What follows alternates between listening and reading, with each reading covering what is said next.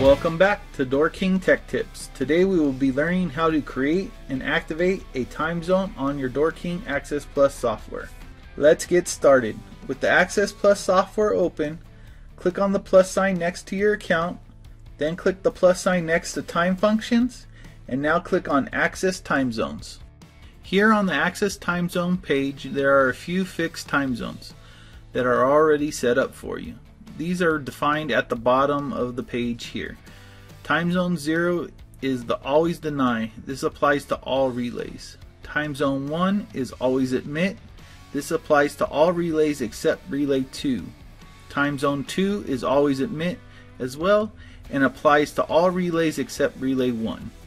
Along with the 3 fixed time zones, there are 4 time zones that are user defined.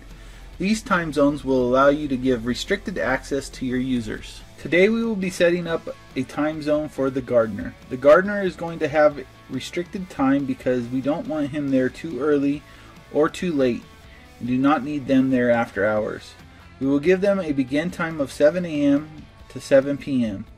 A note, when setting up times, you cannot go over the midnight hour. With the time set, we must now define which days the gardener should be there.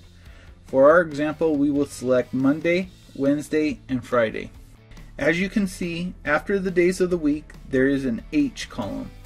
This is for holidays. By checking this box, it will allow the time zone to work on the predetermined holidays as well.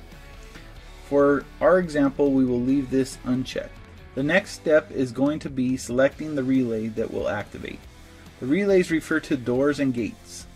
For our example, we will be using Relay 1, as this is typically the main gate or door.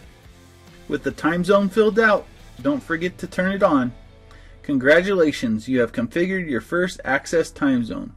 All that's left now is to assign it to a user, as we have here under User Data. Please see our other videos on adding a user. When done, send the data, and we'll see you next time for more DoorKing Tech Tips.